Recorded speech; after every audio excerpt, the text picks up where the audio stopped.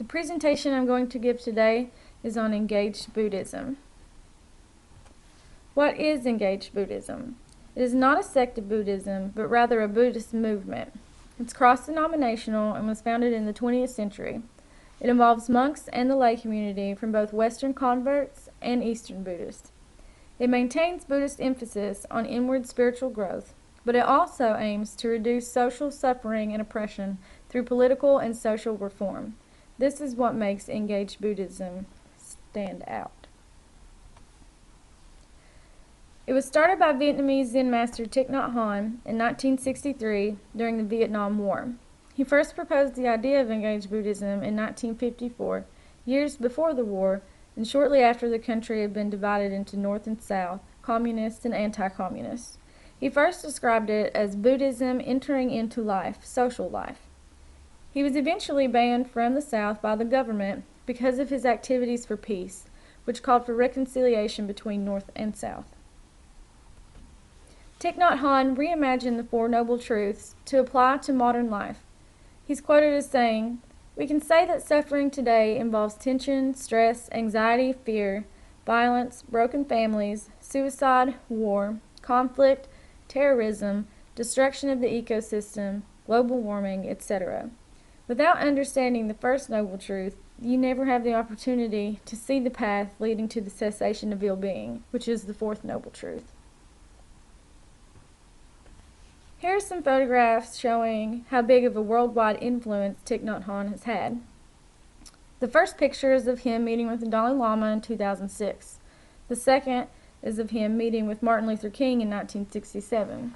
Martin Luther King actually nominated Thich Nhat Hanh for the Nobel Peace Prize. He's actually, as of 2012, not been awarded the prize 19 different times. The last picture is of Thich Nhat Hanh meeting with Oprah in 2013. There's a really awesome interview on YouTube of Oprah with Thich Nhat Hanh. It's really informative. It's like 21 minutes long, but I highly suggest it. He's also met with people such as Thomas Merton, who is a Trappist monk.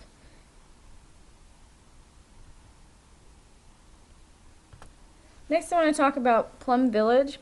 Plum Village is currently where Thich Nhat Hanh resides and teaches. He teaches there when he's not traveling to teach the word or to teach the art of mindfulness.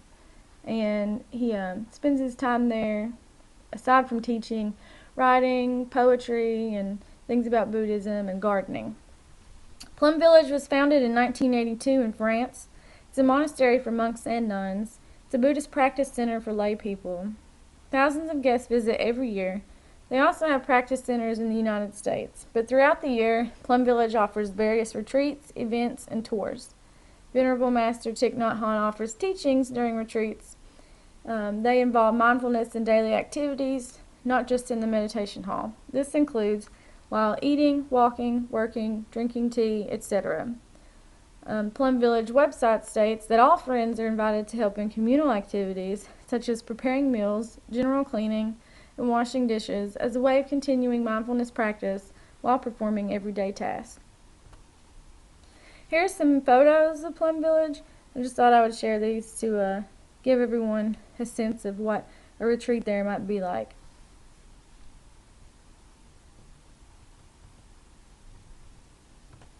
For the remainder of my presentation, I would like to introduce everyone to the 14 precepts of engaged Buddhism.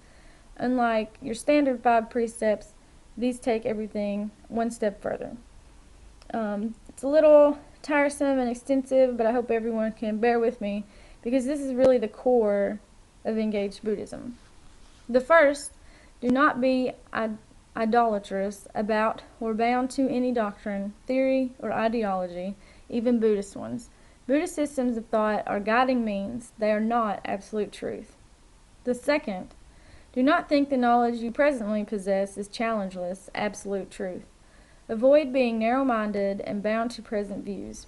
Learn and practice non-attachment from views in order to open to receive others' viewpoints. Truth is found in life and not merely in conceptual knowledge. Be ready to learn throughout your entire life and to observe reality in yourself and in the world at all times. The third, Do not force others, including children, by any means whatsoever, to adopt your views, whether by authority, threat, money, propaganda, or even education. However, through compassionate dialogue, help others renounce fanaticism and narrow-mindedness. Do not avoid suffering or close your eyes before suffering. Do not lose awareness of the existence of suffering in the life of the world. Find ways to be with those who are suffering, including personal contact, visits, images, and sounds. By such means, awaken yourself and others to the reality of suffering in the world. This is the fourth precept. The fifth precept is do not accumulate wealth while millions are hungry. Do not take as the aim of your life fame, profit, wealth, or sensual pleasure. Live simply and share time, energy, and material resources with those who are in need. The sixth, do not maintain anger or hatred. Learn to penetrate and transform them when they are still seeds in your consciousness. As soon as they arise, turn your attention to your breath in order to see and understand the nature of your hatred. Do not lose yourself in dispersion and in your surroundings. Practice mindfulness, breathing, to come back to what is happening in the present moment. Be in touch with what is wondrous, refreshing, and healing, both inside you and around you. Plant seeds of joy, peace, and understanding in yourself in order to facilitate the work of transformation in the depths of your consciousness. The eighth precept is, do not utter words that can create discord and cause the community to break. Make every effort to reconcile and resolve all conflicts, however small. Do not say untruthful things for the sake of personal interest or to impress people. Do not utter words that cause division and hatred. Do not spread news that you do not know to be certain. Do not criticize or condemn things of which you are not sure. Always speak truthfully and constructively. Have the courage to speak out about situations of injustice, even when doing so may threaten your own safety. That is the ninth precept. The 10th precept is do not use the Buddhist community for personal gain or profit, or transform your community into a political party. A religious community, however, should take a clear stand against oppression and injustice, and should strive to change the situation without engaging in partisan conflicts. Do not live with a vocation that is harmful to humans and nature. Do not invest in companies that deprive others of their chance to live. Select a vocation that helps you realize your ideal of compassion. This is the 11th precept. The 12th precept is do not kill. Do not let others kill. Find whatever means possible to protect life and prevent war. The 13th precept is possess nothing that should belong to others. Respect the property of others, but prevent others from profiting from human suffering or suffering of other species on earth. The 14th precept is do not mistreat your body. Learn to handle it with respect. Do not look on your body as only an instrument. Preserve vital energies, sexual, breath, spirit, for the realization of the way. For brothers and sisters who are not monks or nuns, sexual expression should not take place without love and commitment. In sexual relations, be aware of future suffering that may be caused. To preserve the happiness of others, respect the rights and commitments of others. Be fully aware of the responsibility of bringing new lives into the world. Meditate on the world into which you are bringing new beings.